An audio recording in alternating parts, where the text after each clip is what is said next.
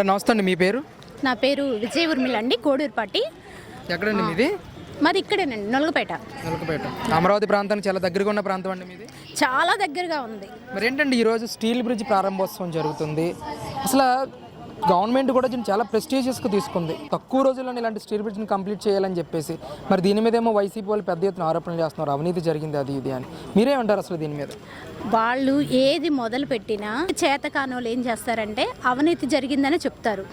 బాబు గారు, చంద్రబాబు నాయుడు గారు, సీఎం గారు ఏది మొదలు పెట్టినా దాన్ని సాధించే వరకు, దాన్ని సక్సెస్ చేసేదానికి కూడా తను ముందుంటారు. ఎందుకంటే ఇది ఇక్కడ మనకి బ్యారేజ్ నుంచి వచ్చిన మామూలుకి వెళ్ళటానికి చాలా ఇబ్బందులు పడేవాళ్ళు. ఇటేమో అమరావతి ఇటు వచ్చే హైకోర్టు వాళ్ళు ఉదయం వెళ్ళాలంటే చాలా ఇబ్బందిగా ఉంది. అక్కడ బ్యారేజ్ పక్క నుంచి వెళ్ళాలంటే ఎంత ట్రాఫిక్. ఉదయాన్నే ఏంటంటే అందరూ ఎంప్లాయీస్, కూలి పని చేసుకునే వాళ్ళు అందరు వెళ్ళాలని చాలా ఇబ్బందులు పడుతున్నారు. అలాంటప్పుడు ఇక్కడ బ్రిడ్జి కట్టించి, బాబు గారు బ్రిడ్జి కట్టించి ఇలా చేశాడంటే మాకు చాలా సంతోషంగా ఉంది. ఎందుకంటే రైతులకి ఇదొకటి చాలా ఉపయోగకరం. అంటే ఇక్కడ ముఖ్యంగా మొదటి నుంచి కూడా అమరావతిలో రైతుల దగ్గర నుంచి అనాధికారికంగా భూములు లాక్కున్నారు. వాళ్ళకి ఇష్టం లేకపోయినా సరే కూటమి ప్రభుత్వం బలవంతం చేసి భూములు లాక్కుందన్న ఆరోపణలు కానీ, ఈ స్టీల్ బ్రిడ్జ్ కన్స్ట్రక్షన్ చేస్తున్నప్పుడు కూడా భూమి ఇవ్వని రైతుల దగ్గర అనాధికారికంగా లాక్కున్నారనే కామెంట్స్ కానీ పెద్ద ఎత్తున చేస్తూ వచ్చారు. జగన్మోహన్ రెడ్డి గారు కూడా కొంతమంది వాళ్ళ వైసీపీ నాయకులు కూడా అమరావతి పంపించిన పరిస్థితి మనం చూసాం. అసలు దీని అంతా ఎలా చూస్తారు అండి?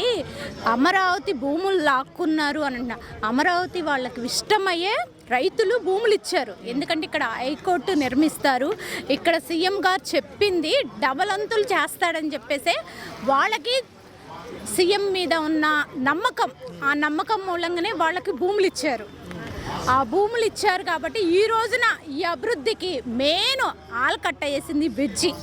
ఈ బ్రిడ్జే మెయిన్ మనకి. ఇది నడవటం అంటే ఎంత సంతోషం మనసులో. చూడండి, వెళ్ళే వాళ్ళు కానీ వచ్చేవాళ్ళు కానీ దీని గురించి అసలు ఎంత సంతోషపడుతున్నారు. ఒకప్పుడు ఆ కొంచెం చిన్న బ్రిడ్జి మించి నడవాలన్నా రావాలన్నా అక్కడ ఎంత ఇబ్బందిగా ఉండేది. ఇప్పుడు ఎంత బాగా వెళ్ళి రావటానికి అన్నిటికీ అమరావతి రైతులు చెప్పేది సీఎంకి సపోర్ట్గా నిలబడ్డారు కాబట్టి ఈ రోజున ఇది చేయగలిగారు. బురద చల్లటం అంటే అది చేసే వాళ్ళ మీద, చెట్టుకే కాయలున్న చెట్టుకే రాళ్ళు పడతాయి.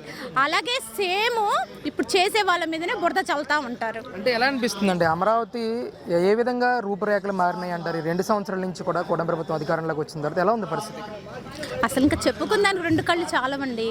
ప్రతి విధిలో కూడా అసలు ఎలా చేస్తున్నారో మేము చెప్పడం కాదు, మీరు దగ్గరుండి మీరు ప్రజల దగ్గరికి వెళ్ళి తెలుసుకోండి ఎంత బాగా జరుగుతుంది ఇక్కడ.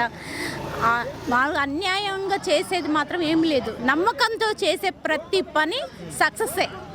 జై చంద్రబాబు, జై జై చంద్రబాబు.